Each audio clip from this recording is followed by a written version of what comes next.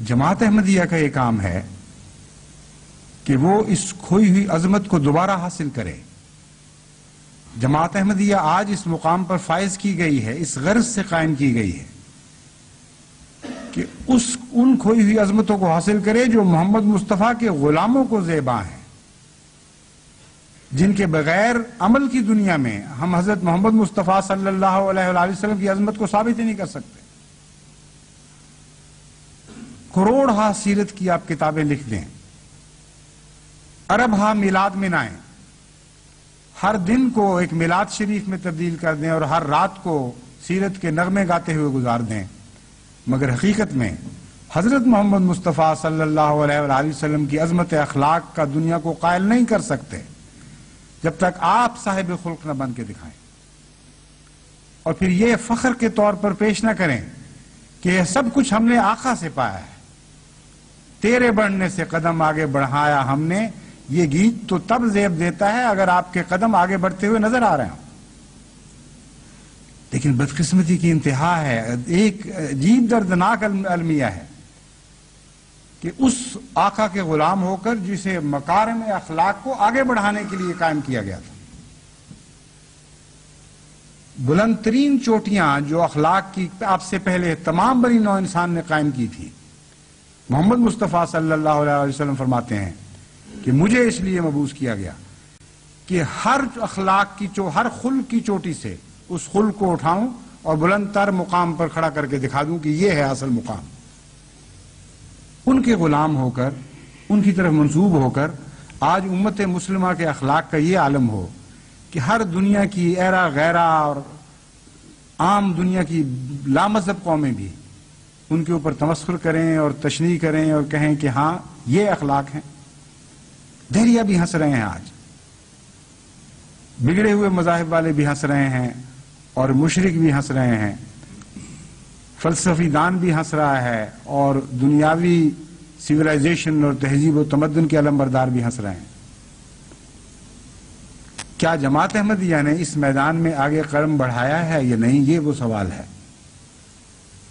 میں یہ سمجھتا ہوں کہ اتنے گوشے ابھی خلا کے باقی ہیں، اخلاق کی طرف توجہ دینے کا اتنا بڑا کام ابھی باقی ہے کہ اگر ہم نے اس کی طرف توجہ نہیں دی تو ہم دنیا کے معلم قرار نہیں دیے جا سکیں گے.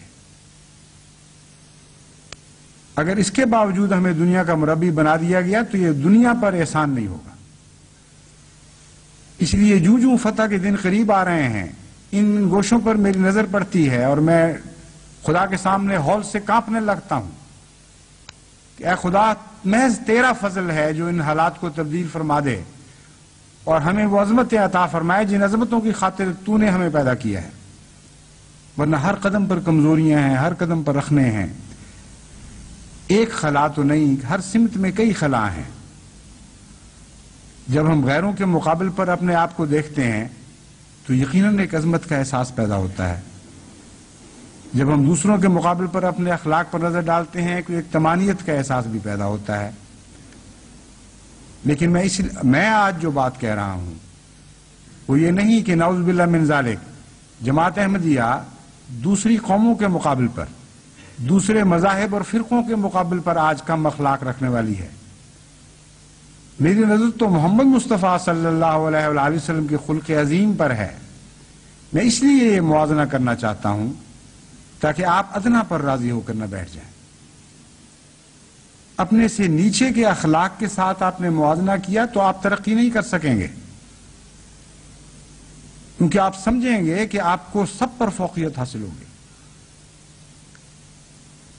اگر دیکھنا ہے ترقی کی نظر سے، آگے بڑھنے کی خاطر، تو ہمیشہ محمد مصطفیٰ صلی اللہ علیہ وآلہ وسلم کے اخلاق پر اپنی نظریں مرکوز رکھیں.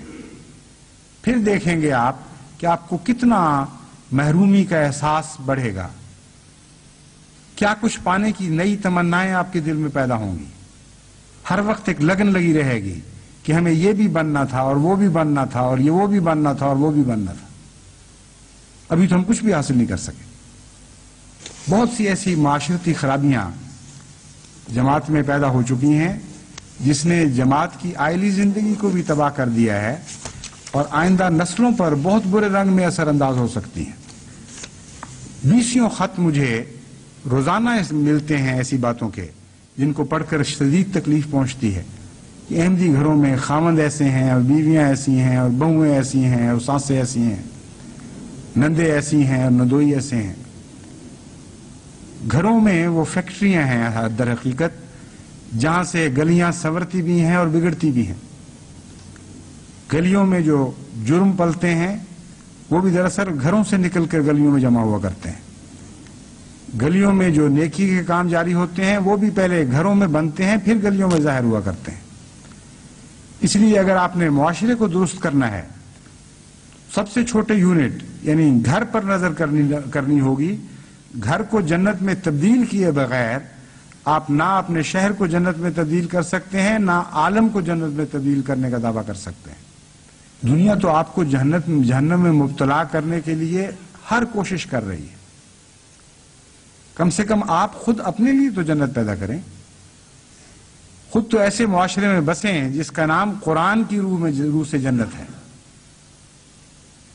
اور جس کا شجر طیبہ ہے، جس کو حسین پھل لگتے ہیں۔ اللہ تعالیٰ ہمیں اس کی توفیق عطا فرمائے۔ بعض دفعہ معاشرہ کی اصلاح پر 2 خطبات ہو گئے تو ایک تھوڑی سی تبدیلیاں پیدا ہونے کے آثار ظاہر ہوئے، اور پھر وہ بھول گئے، پھر اور باتیں شروع ہو گئیں۔ لیکن اگر یہ مضمون پیش نظر رہے کہ ان اللہ کان علیکم رقیبا، ایک ایسی ذات بھی ہے جو ہر گھر میں ہے، ہر ذات میں ہے، ہر شخص کی رگ جان سے زیادہ قریب ہے، اور وہ نگران ہے اس بات پر کہ تم اپنے ارحام کے حقوق ادا کر رہے ہو کہ نہیں۔ جن مقاصد کے لیے شادی بیاہ کا نظام جاری کیا گیا ہے ان مقاصد کو پورا کر رہے ہو کہ نہیں کر رہے، تو پھر ساری کیفیت بدل جاتی ہے۔ پھر ہر سلوک اور عدم سلوک کے نتیجے میں انسان اپنے آپ کو ایک بالا ہستی کے حضور جواب دے پاتا ہے، اور اس ذمہ داری کے احساس سے اس کو بڑی فکر پیدا ہو جاتی ہے۔ بس جب تک خدا کو حاضر ناظر جان کر ہم اپنے معاشرے کی اصلاح کی کوشش نہیں کریں گے، یہ اس معاشرے کی اصلاح نہیں ہو سکتی۔ کئی لوگ یہ کہتے ہیں جی آپ بہت ہی زیادہ بھیانک تصویر کھینچ رہے ہیں۔ وہ سمجھتے ہیں کہ شاید میری ان باتوں سے غیر یہ فائدہ اٹھائے اور وہ یہ سمجھے کہ نعوذ باللہ من ذالک احمدی خاندانوں کا یہ حال ہے جو میں یہ بھیانک نقشے کھینچتا ہوں، اور گویا فرق کوئی نہیں۔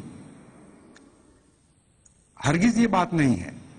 میں جانتا ہوں کہ احمدی معاشرے کا غیر احمدی معاشرے سے، اسلامی معاشرے کا غیر اسلامی معاشرے سے بڑا نمایاں فرق ہے، لیکن موجودہ صورت میں جتنے معاشرتی خرابیاں ہمارے اندر پائی جاتی ہیں، ہماری جماعت کے مقام اور مرتبے کے لحاظ سے ہرگز قابل برداشت نہیں ہے۔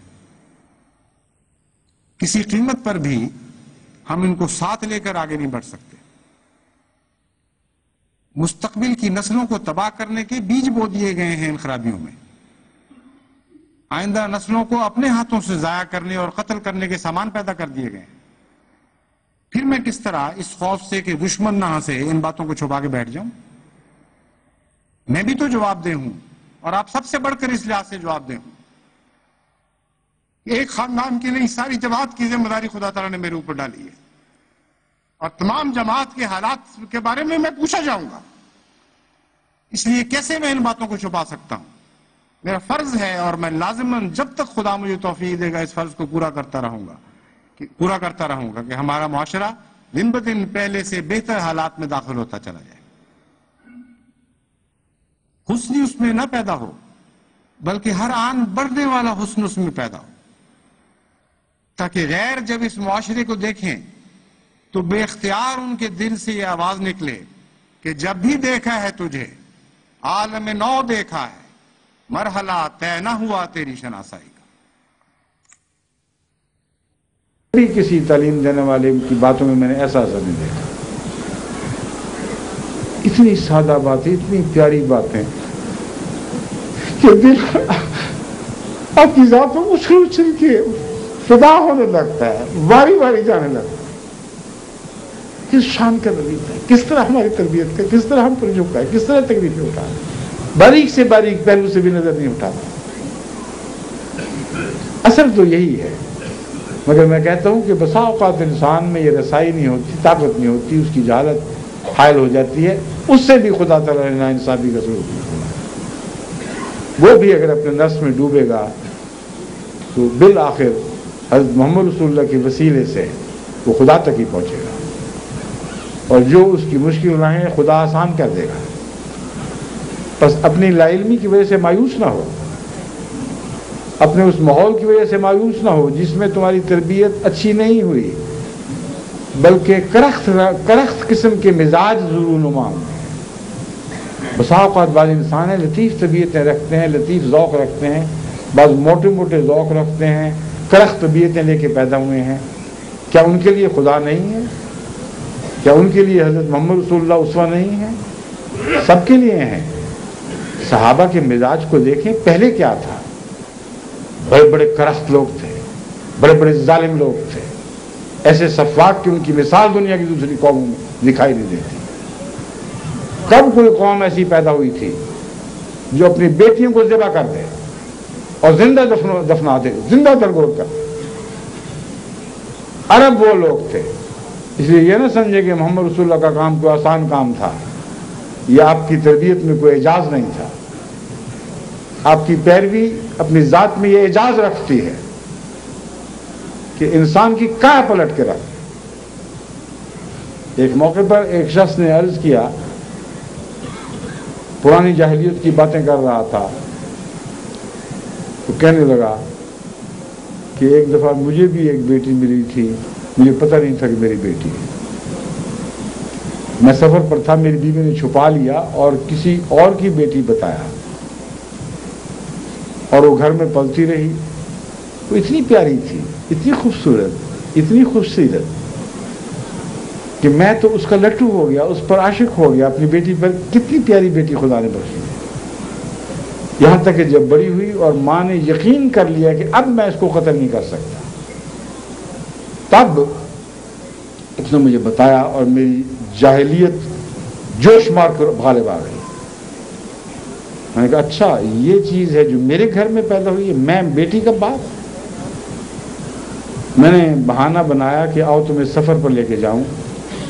اسے جنگل میں لے گیا، ایک قبر کھود دی، اس میں اس کو لٹایا اور مٹی ڈال دیا تھا. اس کی معصوم آواز اٹھ رہی تھی کہ مجھے کیا کر رہے ہو، مجھے بتاؤ مجھ سے کیا غلطی ہوئی ہے، مجھے کیوں دفن کر. میں نے اس کی ایک آواز نہیں سنی اور اسی طرح دفن کر کے چلا آیا. نظر اٹھائی تو محمد رسول اللہ کی آنکھوں سے اشکوں کی بارش برس رہی.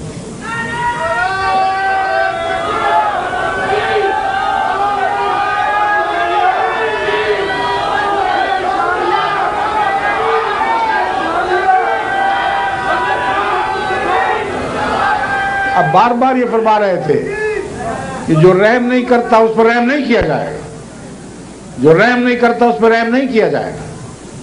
اس طرح آپ نے ان پتھر دلوں کی کایا پلٹ. محمد رسول اللہ کے اخلاق کی ضربوں نے ان کو ایسے پھاڑا کہ ان سے رحمت کے چشمے پھوٹ پڑے. تو آپ کا یہ کہنا کہ آپ کرخت ماحول کی پیداوار ہیں، جہاں بدزبانیاں کی جاتی ہیں، جہاں سختیاں کی جاتی ہیں، یا عورتوں سے ذلیل سلوک کیا جاتا ہے، کوئی عذر نہیں ہے جو خدا کے حضور قابل قبول ہو، کیونکہ آپ کو وہ رسول عطا فرمایا گیا ہے جو ان تمام حالات کی کایا پلٹ سکتا ہے. انہی عربوں سے وہ دل پیدا ہوئے جو چھوٹی چھوٹی باتوں پر خدا کے حضور گرے اور زاری میں راتیں بسر کر دیا کرتے تھے. یہ دلوں کی کایا پلٹ گئی. ایسے رحیم و کریم ہوئے کہ وہ اپنے حقوق دوسروں کی خاطر خود نچھاور کیا کرتے تھے. تو آپ بھی تو وہی ہیں. آپ کون سی اس مٹی کے بنے ہوئے ہیں جن پر محمد رسول اللہ کی دسترس نہ ہو؟ پتھروں تک بھی اس عظیم رسول کی دسترس تھی اس کے ہاتھوں میں. وہ شفا تھی جو ذلیل سے ذلیل بیماریوں کو بھی شفا بخش دیا کرتے تھے. کون سی بیماریاں ہیں جن پر آپ مایوس ہو سکتے ہیں؟ کون سی طبیعت کی کرختگیاں ہیں جنہیں محمد رسول اللہ نرم نہیں کر سکتے تھے یا کر سکتے؟